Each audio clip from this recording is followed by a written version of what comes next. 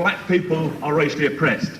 On average, their incomes are lower than those of whites. They suffer from higher levels of unemployment.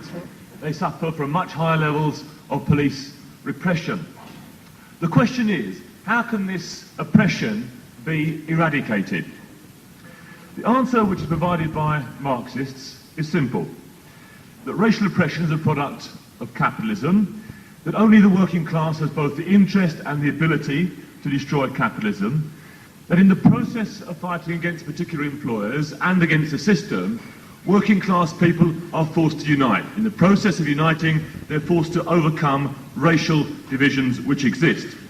That the socialist revolution will provide the basis for getting rid of racism from society. That's a position which has been tested, at least to some extent, in practice, in many workers' struggles in the Russian Revolution. And Anne Rogers gave some examples of that in her meeting yesterday. This position, however, the Marxist position, is opposed by black nationalists who argue that white workers cannot be trusted, that they have a material interest in the continuation of racialism. This view also can be tested, and its most important test was in America in the late 1960s and early 1970s with the massive Black Power movement which developed in that period. It's the most important test for black nationalism because it was the most successful period for the black nationalists. And if we want to understand any phenomenon, we need to look at it at its height, at its highest point. If we want to understand the building of a revolutionary party, we look towards Russia. If we want to understand the trade union bureaucracy, we look towards Britain. If we want to understand black nationalism, then we need to look to America, and particular America in the late 1960s, 20 years ago. Now I want to proceed with two snapshots. Snapshots are useful because you can see the trend, a trend which occurs between when those two snapshots are taken. You look back at yourself 20 years ago in a picture and you look at yourself now, you can see there's a change. You've got older and greyer and more wizened. If we look at two snapshots of the movement in America, we can make an important contrast. In the snapshot 20 years ago, 1967, Black Power movement at its height. At the front of the picture, there are large numbers of militant blacks, most of them poor, on the streets fighting against the state. And there really was a very high level of resistance in that period. And no doubt some people, when they think of the uprisings in America, contrast them with the riots in Britain and say perhaps they're on a similar scale. This is quite wrong. If we think back at the riots of 81, we can think perhaps of the largest numbers of people that were involved in any of those riots, about 1,500 in Manchester. We can look at the height of the violence and look to the death, for instance, that occurred in Liverpool. We can look at the destruction which occurred, numbers of buildings in Brixton and in Toxteth. Compare that then to the situation in the Detroit uprising of 1967. 5,000 people were left homeless, 1,300 buildings were destroyed, 2,700 buildings were looted, and the total cost then was calculated at $500 million. 3,800 people were arrested, 347 were injured, and 43 died, 9 of them whites and 34 of them black. One of the reports mentions a 4-year-old girl who was killed by a tank which sprayed the room with bullets because someone in the tank was spooked by the fact that someone lit a cigarette up. There were not only National Guardsmen involved in suppressing the uprising, but a regiment of paratroopers recently returned from Vietnam. That was the level then of the uprising and the extent of the final repression. And that movement of rebellion on the streets of the ghettos was a movement which had been continuing since 1964 and 1965. The uprisings occurred in every major city in America. 9 uprisings in 65, 38 in 66, 128 in 67, and 131 in the first 6 months of 1968. Very high level of resistance, very high level of struggle. Then next to the activists on the street, next to the masses, the militants who were fighting, were the bravest, the most revolutionary of the leaders amongst them.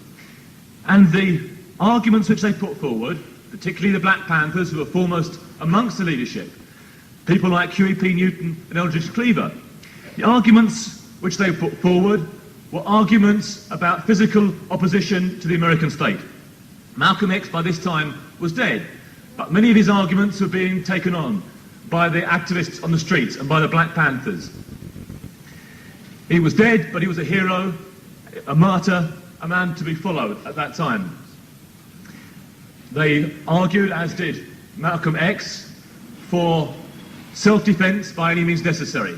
That was extended by the Black Panthers, who put it into practice: armed self-defense now, immediate armed self-defense, and arms for ultimate liberation. That's the way in which they built an organisation in the ghettos. Armed action against the American state. They were revolutionaries. And then if we look further in the picture, we see a few other people floating around the edges. People like Stokely Carmichael, waving his fist in the air and shouting black power. A few other people from the civil rights movement, still active. This stage Martin Luther King wasn't dead, but he'd been moved to the fringes. And somewhere very, very distant indeed, very, very faint at the back of the picture, there are a few black politicians, a few elected black officials. In 1964, only 103 of them. That's the picture then in 1967. 20 years on, 1987, a very different picture. Who's at the front this time? Not the masses on the street, but the black politicians. By 1985, there were 5,600 elected black office holders in America. 21 congressmen and 200 black mayors. These are the people now at the centre of the picture. Martin Luther King is dead, but many of the people who were his lieutenants in the civil rights movement have moved to the foreground amongst those black politicians. Jesse Jackson, particularly. Now the message has changed. No longer a message of arming yourself against the state, but a message of winning votes, of electoralism, of concessions, of compromise with American state. The message is simple, and Jackson expresses it beautifully. He argues there's a freedom train coming, and you've got to be a registered voter to ride. A simple message of electoralism. Simple message of electoralism based upon the idea of a rainbow alliance, a rainbow coalition of all different oppressed groups. A rainbow coalition which leads him into uniting with people like Louis Farrakhan, an anti-Semite, at the same time as trying to maintain an alliance with Jewish organisations as well. There are other black politicians there in the picture. People like Maynard Jackson, who was the mayor of Atlanta in 1977, one of the first black mayors. And one of the first things that the black mayors had to cope with was the fact they had enormous workforces, many of them black. And 3 years after being the mayor in Atlanta, he decided to sack 900 black sanitation workers because they had the temerity to argue for a pay rise. They hadn't been paid an increase in the 3 years in which Jackson had been mayor. Those 900 black sanitation workers had been to the forefront of his election campaign in 1974. He sacked them with the support of the establishment in Atlanta, the white establishment, and the black petty bourgeoisie as well. In the process, some of the best white militants active amongst the trade unionists were described as racist manipulators. That's one of the black politicians. Then we have people like Andrew Young, a lieutenant of Martin Luther King, a man who had been an ambassador for the American state. Again, a mayor. Most concerned in Atlanta at the moment to attract investment, massive investment, and to encourage workers not to take action in case that investment is discouraged. And then we have people like Wilson Goode, the mayor of Philadelphia, the man who was responsible not just for compromising with the American state, but taking it to its logical conclusion. Taking it to the logical conclusion, which we always do, making use of the American state to suppress not an uprising, but to suppress a small organisation of anti-establishment blacks in Philadelphia. And to do that, he dropped a bomb which led to a fire which ended up killing 11 blacks in Philadelphia. That's what's at the centre of the picture in 1987, as far as black politics are concerned. Where are the leaders of 1967? Huey Newton, still around the Democratic Party, doing his best, but he's shifted. He's changed. His politics have moved rapidly to the right. Cleaver moved further to the right, a reactionary and anti-communist. Stokely Carmichael, where's he? He's in Africa these days. He's changed his name. He now calls himself Kwame Ture, and sometimes he makes guest appearances on platforms in London and America.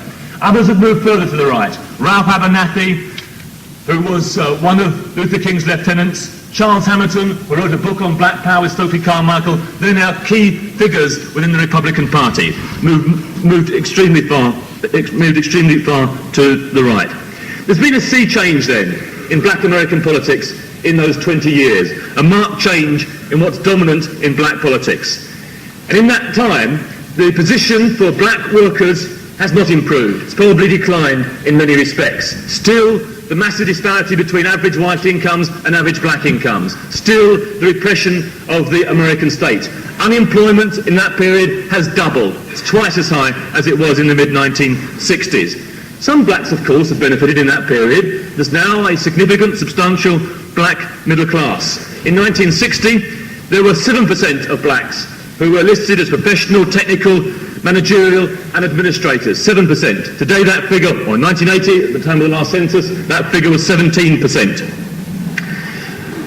Growing gulf then between the black middle class and black workers in the United States, signified by disparities of income. Half of all black income now earned by a fifth of blacks in America. And it's these blacks, the middle class blacks in particular, who provide the main base, the main social base for the black politicians. If, for instance, we look at the figures for the black delegates at the last Democratic Convention, we find that 41% of them reported an annual household income of over $50,000. 41% at the last convention. That contrasts with only 1% of the black population in America who have those kind of household incomes. 73% of the convention delegates had a college education, compared to 13% of the black population in America as a whole. And that figure of 73% with a college education contrasts with only 60% of the white delegates with a similar kind of education. So then we have a shift in American politics, a shift in terms of the nature of politics, and a shift which is reflected in terms of the advance of the black middle classes. Now then, we need to ask ourselves the question, why has this shift taken place? Why the contrast between the two snapshots? What's occurred in between? And in particular, I want to focus on the weaknesses of the black movement itself. Mass movements develop under definite material conditions. They develop in opposition to previously existing movements and tendencies and ideas and arguments. And the mass movement which developed in America in the late 1960s did so by consciously rejecting, in particular, two tendencies within black American politics which had hitherto been dominant. On the one hand, there were the arguments put forward by people who wanted to integrate themselves within American society. At its best, this was represented by the civil rights movement in America. People like Martin Luther King, reaching its high point really with the March on Washington in 1963 and with the decision to desegregate in the South, encouraging black voters to register. A victory which came about partly as a result of the development of a mass movement, principally in the South, but beginning to affect the North as well. A situation, however, where a change became possible, where it became possible for the bigwigs within the Democratic Party, the industrialists in the North, to begin to make concessions to blacks in the South, because it was no longer the case that the old Southern plantocracy, the old Southern whites who ran the South, their significance, their clout, had declined with the decline in importance of Southern agriculture. At the same time, there had been a shift which could be seen in terms of the numbers of people employed in urban areas, a shift in terms of the increased significance of industry. And particularly in the North, the old segregationist ideas no longer fitted. They didn't make any sense. And so it's quite possible for the Northern industrialists dominating in the Democratic Party to make concessions to the civil rights movement.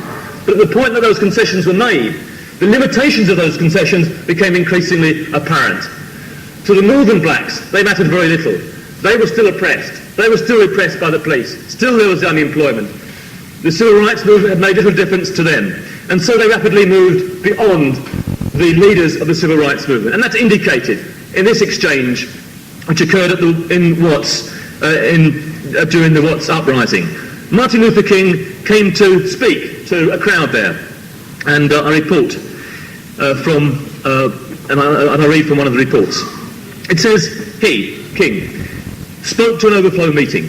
He was heckled, jeered and rejected. The Northern ghetto Negro was showing a readiness to fight for more than the right to vote. All over America, Dr. King said, the Negroes must join hands. And burn, interrupted a man on the edge of the crowd.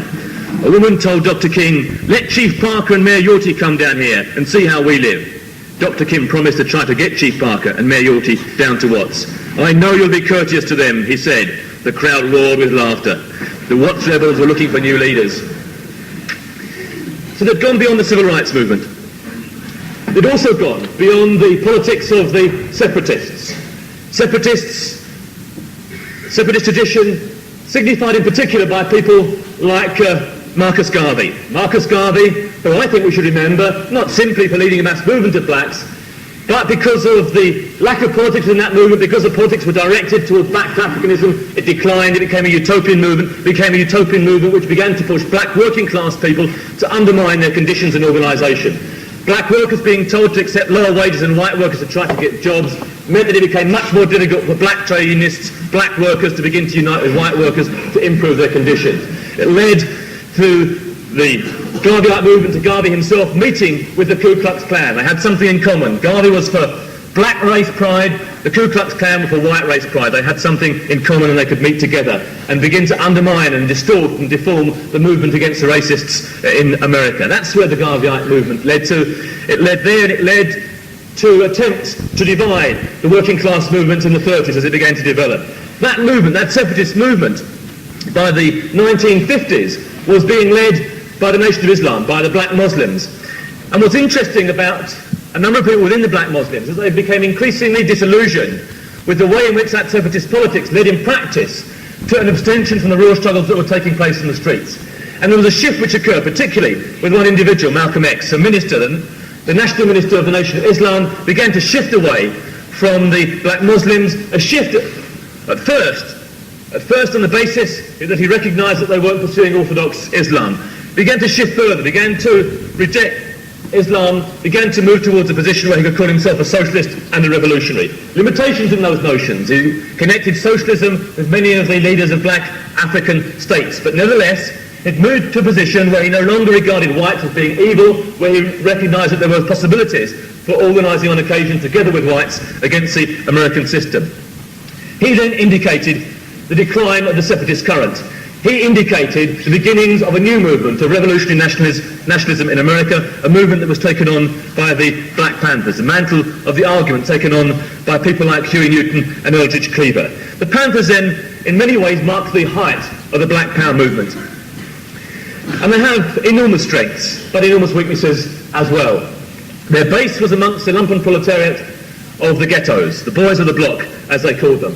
And this is an especially unstable group within the population as a whole. Very unstable because it doesn't have on its own the ability to have a view of society where it becomes the ruling class. You can't see a lumpen proletariat running society. They don't produce things.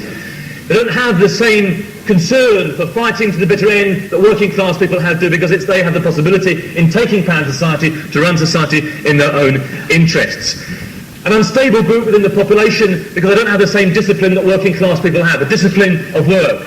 They don't have the need to combine together to improve their conditions, being forced in different ways, fighting against each other, biting each other's backs, stabbing each other in the backs, fighting against each other, engaged in the criminal suburb of the ghettos. Completely different kind of base then, a volatile base. A base which can lead to armed actions, but which is also very limited in the possibilities which it has for changing the society. Because of that instability, the Black Panthers had to argue with their supporters about the need to serve the community, not for the lumpen proletarians to act on their own interests, but to serve the community. This politics of service were connected with the nature of that lumpen base. It pointed them in two directions. In part, the notion of service was a notion of patrolling the pigs. If the police follow you with guns, you follow them with guns. If they attack you, you defend yourself with guns. And inevitably that led to conflict with the state, a conflict which the Panthers could not win. And increasingly, the notion of service was taken to have another meaning. That meaning was the idea of radical charity work, if you like, survival programs, breakfast for children being the most obvious. A movement which required the support of the petty bourgeoisie in the ghettos, support which by and large was not forthcoming. Why should the better-off shopkeepers and businessmen support these revolutionaries? It didn't make any sense to them, and so that programme fell flat as well. They could survive whilst the mass movement was there on the streets, but as the mass movement declined, so the Black Panthers declined and eventually divided. Divided amongst themselves, massive recriminations, Eldridge Cleaver calling Huey Newton revisionist. Newton had moved towards the Communist Party, working with the Communist Party. Cleaver attacked him for this. Newton turns around to Cleaver and attacks him as well, says that he talks in either or absolutes. Either you pick up a gun or you're a snivelling coward. Attacks him and they begin to fall apart. What's missing? What's missing from the movement is the working class. What's missing from the two snapshots that we talked about earlier is the working class. Blacks are there, black workers are there in the picture, but they're not there as workers. They've come there with their evening clothes on. They haven't come there with their work clothes on. Black workers are there. 1970, 77% of the black population were workers, clerical workers, manual workers for the most part, workers in service industries. They're there. Only 10%, less than 10% were unemployed. Just over 10% in 1970 were part of the black middle classes, and less than 4% were working in the rural areas. Overwhelmingly, the blacks were working class blacks, but they were not seen as such by the Black Panthers, and that was the key weakness of their politics, and the reason why eventually they failed. Their movement went so far, and it could go no further. And once the movement could go no further, it necessarily collapsed in. It could go no further because the Panthers didn't have the social forces to be able to mount an effective onslaught on the American state. They didn't have a base amongst the American working class, black or white workers. They lacked that base and that support. One movement which understood the importance of the black working class was a movement called DRUM, the Dodge Revolutionary Union movement. A movement which grew up particularly in the car factories around Detroit. Marvellous movement in many ways, led by revolutionaries who rejected the organised of the Panthers and organised against their politics. Organised against their politics on the basis, they organised against them and in part rejected their notions of needing to build a base amongst the Lumpens and arming themselves. Instead, they looked towards workers and working class struggle. On the masthead of one of their papers, they put 100 students, one class conscious worker is worth 100 students. That was an indication of the way in which they saw the working class as the vanguard of the revolutionary struggle, the black working class as the vanguard of the struggle. But despite their strengths, despite the ways in which they organised very effective wildcat strikes, not only against their employers but also against the trade union bureaucracy, they also had limitations. And the limitations were exposed and increasingly exposed as there was a decline in the militancy of black workers, partly because of recession in the car industry in the late 1960s. Many of their best activists were victimised, others began to lose their confidence. And as the possibilities for taking limited wildcat action successfully began to appear, their inability to mobilise white workers became ever more important. You see, you can organise a wildcat strike amongst black workers perhaps for a few days, but if you're going to sustain it, you need two things. You need, firstly, funds from working class organisation, and you need to be able to spread the action. On both of those, you need to have organisation which links you, ties you in organically together with white workers. And that's really what DRUM lacked. They lacked it, and towards the end they became, some of them at least, became aware of that limitation. Some of them became aware of it, others moved increasingly in a nationalist direction, attacking some of the better leaders, some of the Marxists amongst DRUM because of the way in which they collaborated with honkies, because they had honky women, because they're interested in honky politics, interested in reading Marx and Lenin, and so on. As the movement began to subside, some of the better ones discovered at the last moment some of their weaknesses, but they hadn't begun to build a Marxist current within the Dodge Revolutionary Union movement. And at the end they began to splinter and move off into all sorts of weird and wonderful directions, most in towards small Maoist sects. A massive movement had collapsed, and this is an important lesson, I think, for all revolutionaries, that massive movements can grow very quickly and they can collapse just as quickly as they've grown in the first place. And if you haven't built within that movement a current, an organisation, a party, then you can gain nothing out of it in the longer term.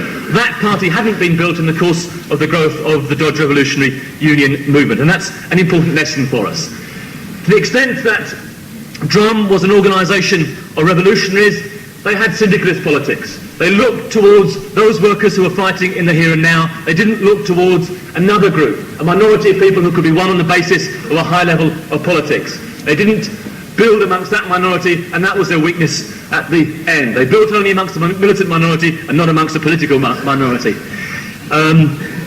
That's, I think, one point that needs to be made. But we also have to consider whether or not it was possible to begin to build an organisation which linked together black workers and white workers, linked together black and white socialist activists in one united organisation, revolutionary organisation, with the kind of politics that could begin to provide a leadership for challenging the American state.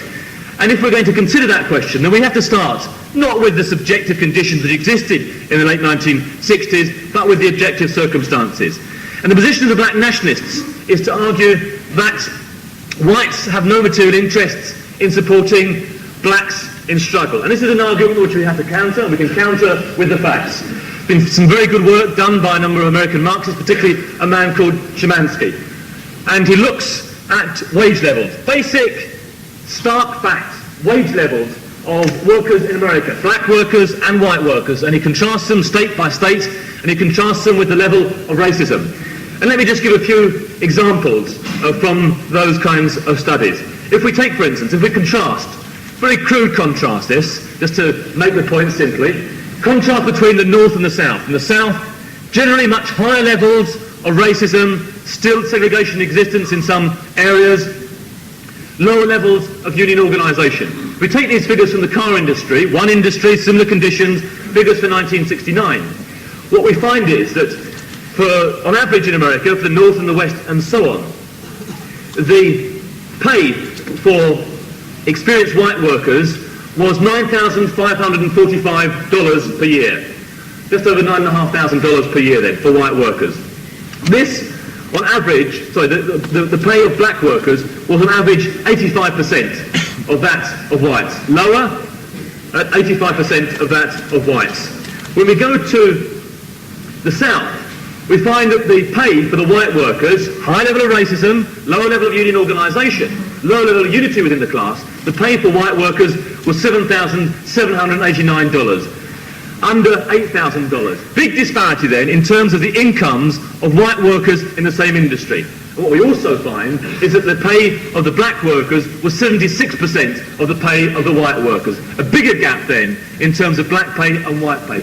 So we can see then, in terms of simple, crude statistics, in the here and now, that white workers have no material interest in supporting racism. On the contrary, they have an interest in uniting with black workers and in opposing racism. That's the interest of black workers and the interests of white workers. If we look, however, beyond the objective facts, and we look at the conditions in America in the late 1970s, certainly there was a high level of racism, certainly there were all sorts of real problems in securing unity between black and white workers, but there were also possibilities. In one of the best books on the Dodge Revolutionary Union movement, there is an account of some of the rank-and-file organisation that began to develop, uniting black and white workers in the car factories in the North.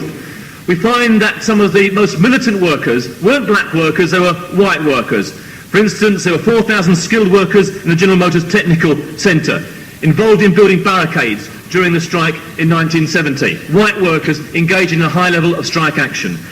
There was an unofficial rank-and-file movement, a United National Caucus, which developed in the United Auto Workers Union, big caucus, led by a black man and a white man. In other words, there, concretely on the ground, there were possibilities for black and white unity even in 1970.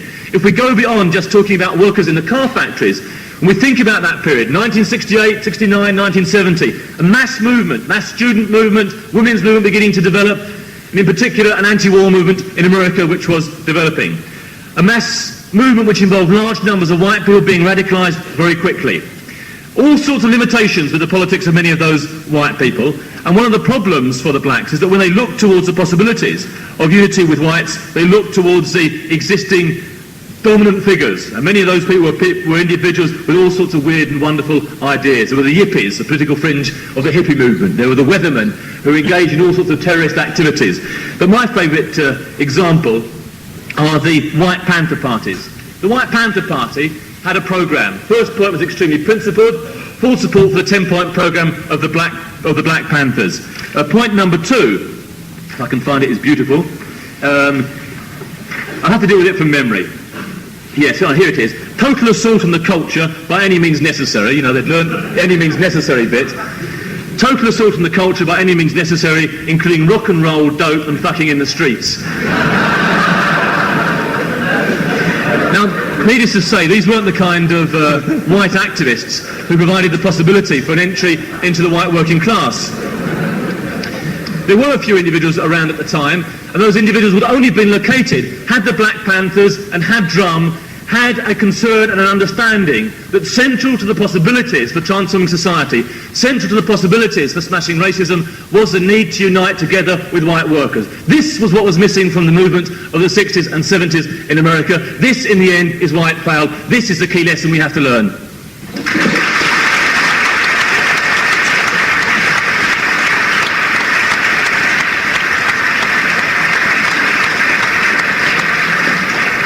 I want to use the microphone, so can I have some indications? We've got plenty of time.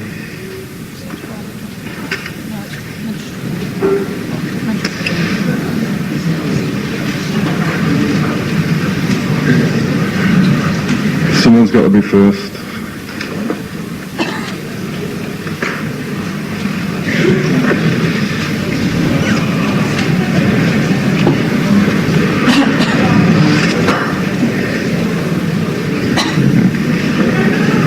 Yeah, Lindsay German.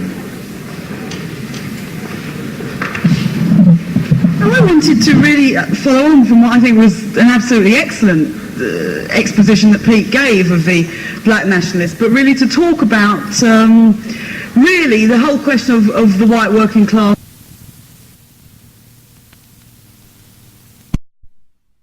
The white working class benefits from racism and from the oppression of blacks, because, you know, I think this is particularly clear when you look in America. You know, you see a situation where blacks are about 10% of the population, where actually they live in ghettos by and large. They're an extremely segregated population, where they're extremely segregated in terms of jobs. All these things are absolutely clear, and I think it's a very, very easy argument for people to accept that really the whites, the other 90, actually, to tell the truth, if you look at America, it's not true that the other 90% are white, but, you know, the majority population benefit from the oppression of blacks. Now, I think we have to understand, I think we have to go back to what Marx said about the question of racialism and who really benefits from it. Because when you look at what Marx wrote about the Irish workers in Britain, who in some ways you can make a much more direct correlation between them in the 19th century and the American blacks today. They were very, very sizable and very, very visible minority in the industrial cities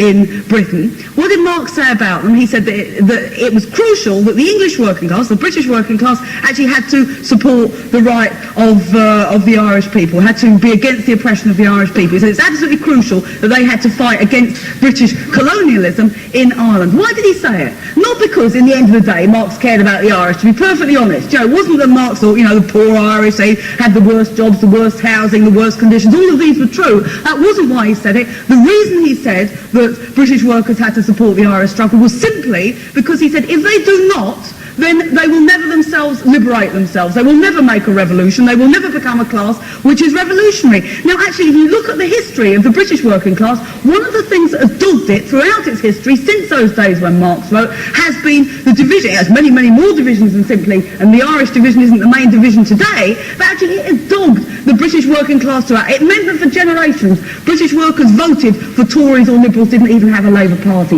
It meant that even today, in places like the west of Scotland and in Liverpool, you still have the vestiges of religious sectarianism, which are a weakening factor, not just on the Irish, not just bad for the Irish, are a weakening factor for the whole of the working class. And this is a crucial point, I believe, that comes out of Pete's talk on black nationalism, that when you look at it, why is that? The figures he gives for, you know, the fact that the southern white workers, the most racist and backward workers in American society, have the lowest wages, lower than the northern blacks. That is the truth of the matter. The reason for that is because of the divisions inside of the working class, and the idea that somehow to say that those divisions are something which benefit the whites is a completely ludicrous way to look about it. You have to actually say that there is no benefit from any group of workers in those divisions. There is every every benefit in workers uniting in order to fight against capitalist society. Just one final point. When you look at American society itself, when you talk about 10 or 11% of the population black, then actually you have to say that self-organisation, autonomous organisation of blacks,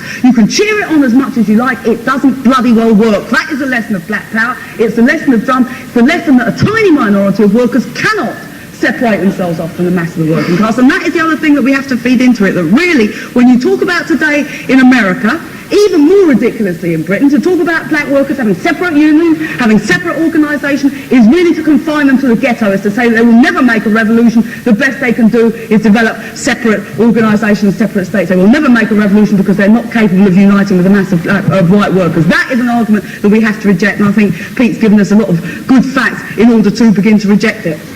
Right, Andy Mark.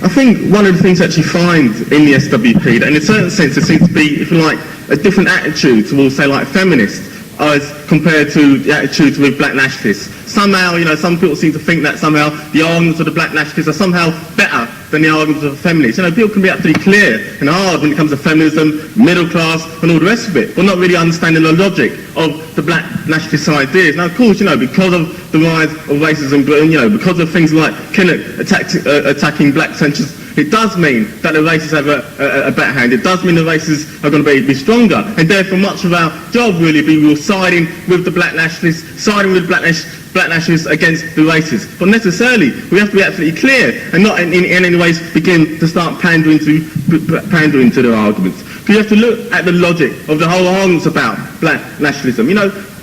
Talking about the Black Power movement, it wasn't just Stokely Carmichael who actually raised the slogan of Black Power. Actually, I can tell you a couple of other people who actually said the slogan of Black Power. The Wall Street Journal, not known for its socialism stall, also mentioned the whole idea of black power. Why? Black power and black capitalism. Another person, Richard Nixon, also used the slogan black power before. All these, because of the ambiguities of the whole thing, because it can mean all things to all people. It can mean black power to black workers, it could mean black power to black capitalism. It means a hell of a lot of ambiguity to the whole thing. So, consequently, it's no accident that the middle class gained from a whole period of the 60s and into the 70s, because they did talk about black unity. It did mean that it was going to be a certain class who was going to actually lead the struggle, and it was going to be the black middle class. Being absolutely clear that black nationalism, at the end of the day, representing the interest of the black middle class, not the black working class, but the black middle class. And once we're hard on that, we can actually understand the whole thing about much more clearer. The other thing you have to be clear about, what does it mean at the end of the day? What can it necessarily lead to? Think about it. Louis Farrakhan. Actually, he's not a million miles away from Louis Farrakhan, Malcolm X, and Stokely Carmichael. So actually, when you do start talking about black unity, when you do start talking about blacks as an oppressed group who have some sort of separate interest from everybody else, who have some interest opposed to other oppressed groups, it's no wonder that you can get people like Louis Farrakhan actually kicking the people above you, the Jews or whatever. Look at another sense. Think about Zionism. That is a logical conclusion. The whole idea about separatism, the whole idea about we have this separate interest, the whole idea that somehow racism is inherent in society. You have Israel oppressing Palestinians. We have to be absolutely clear and hard about the whole arguments when it comes to black nationalism. Not playing with it at all, because at the end of the day, it is a barrier to revolution. Right, Tony Cliff, followed by that, come right over here. The excellent speech of Peter Alexander is plagiarism from his excellent book that's going to be published in a few weeks' time.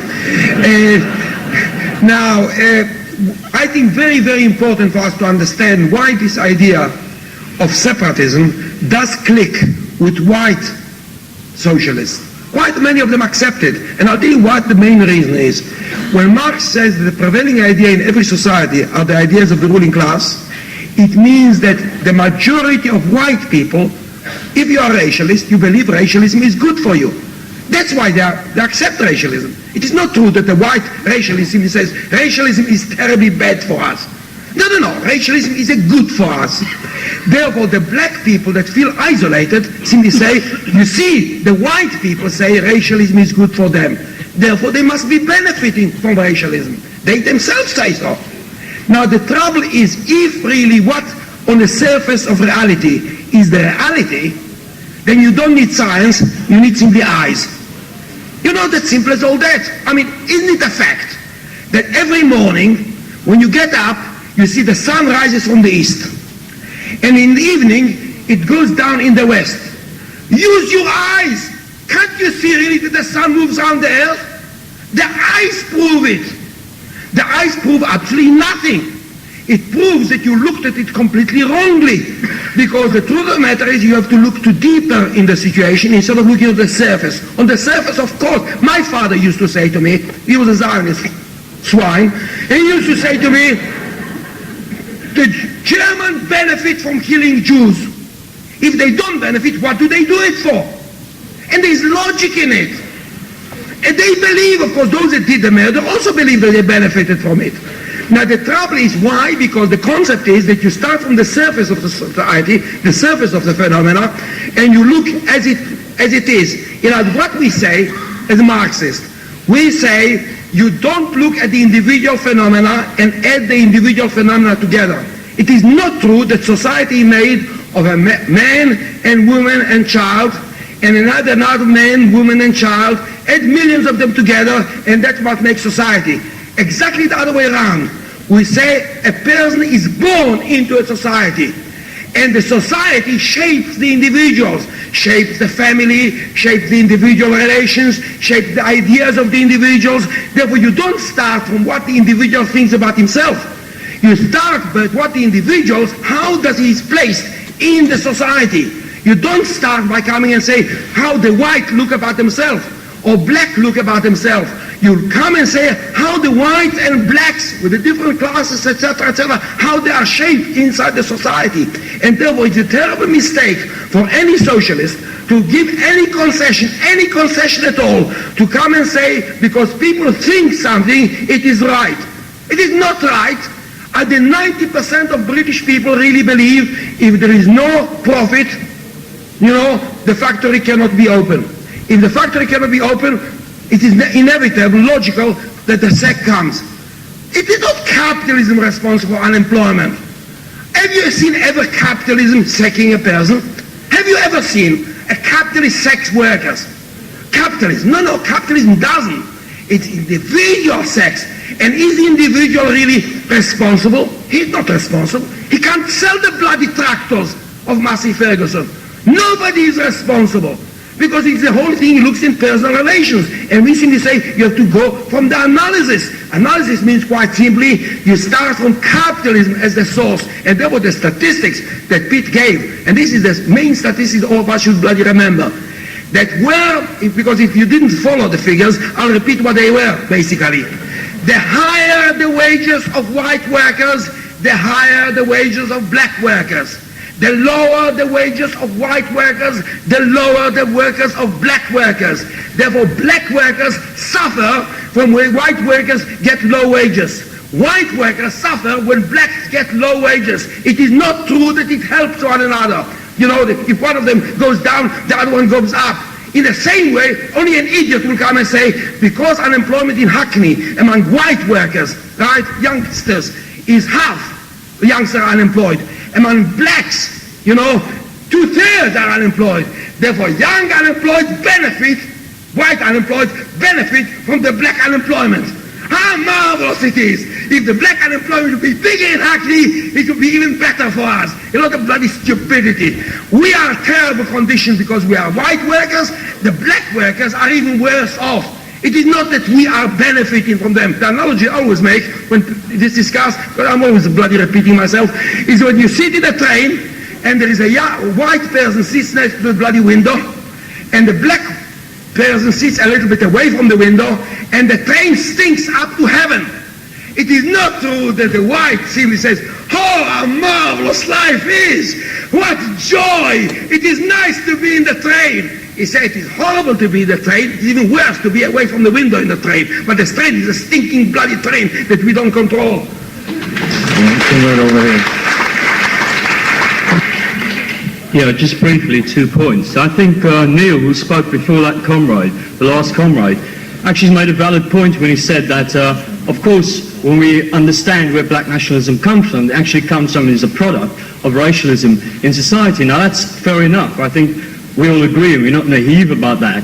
Equally, we understand that when you talk about black and white unity between working class whites and working class blacks, that it's not something crude. We don't just have an abstract approach to it. When we talk about uniting, we talk about uniting with the best elements of white workers. With white workers, it can be one, two anti-racist ideas. I think that's what we start. But you see, Neil made quite a number of errors. I'll take up two. He said, for instance, and he talked, I think, like he did yesterday, in many ways, in, I don't know if you can say glowing terms about Marcus Garvey, but we have to be very clear. You see, we have to differentiate between Marcus Garvey and the black movement in the late 60s. You know, you have to differentiate between what is quite clearly reactionary nationalism and progressive, you know, the best and revolutionary nationalism. I think that's the first mistake you shouldn't make. I mean, after all, it was Marcus Garvey who said that Mussolini stole his ideas from us. We were the first fascists. Now, that is hardly someone who we're going to quite clearly ally ourselves with. But to be honest, equally, when we do criticise nationalists like that,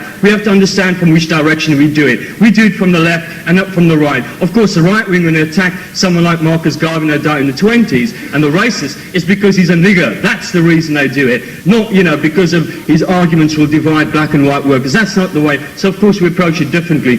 Secondly, you see, he talked about the black working class in America, and he said you have to understand the gangster unionism that existed. But you see, we have to understand equally that at crucial periods in the late 60s and the early 70s, when there were black workers in strike, when Drum was leading the movements, there were a number of occasions, and this was a clear weakness, because even Drum itself, no doubt it was based on the working class, it either couldn't break from the politics of colour, and it didn't unite and win sections of white workers. Like there are many instances when there were strikes, where all the black workers supported the action of Drum and so forth. White workers who didn't come.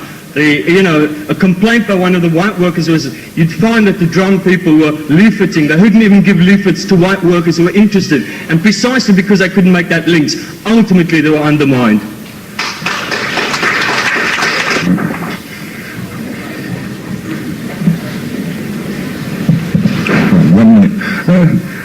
In Notting Hill branch, like Notting Hill as an area is wonderful, like for a picture of British black nationalism. Really, we've got a whole spectrum. Right, we've got a black parliamentary prospective candidate. We've got horrible little black businessmen who run little community groups, and really, you know, it's a complete map of what black nationalism has led to in Britain, really, in a period of no struggle. And I think we always have to come back to the central argument of the nationalists, which is this idea that black people are a strata of society below white people, have a common interest, and so on and so forth. And I think we have to knock it on the head and knock it on the head and knock it on the head. You see, I don't see how anyone can seriously believe that black workers have got something in common with black bosses, that black policemen have got something in common with black workers on the streets, that you get black policemen lining up. I remember we were at Wapping, you know, it's a strange position where there's an SPG or a tactical support group, whatever they call them now,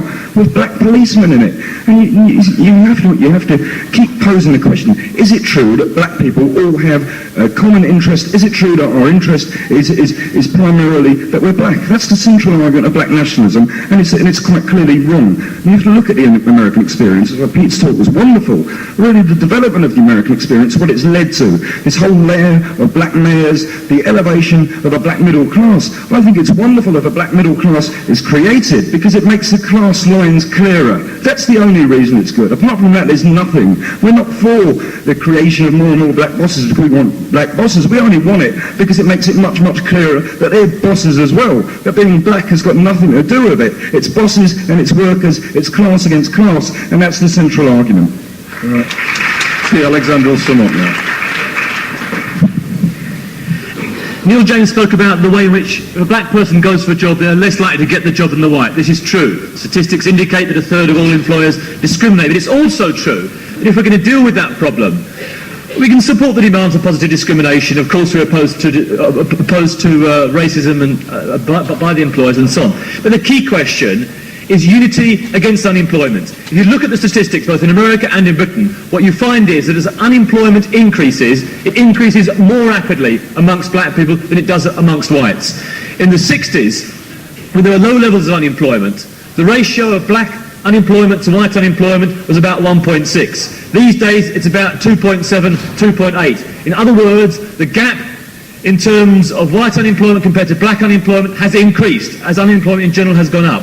When unemployment comes down, then unemployment amongst blacks goes down more quickly. That's the key thing for us then, to fight against unemployment in general, black and white together.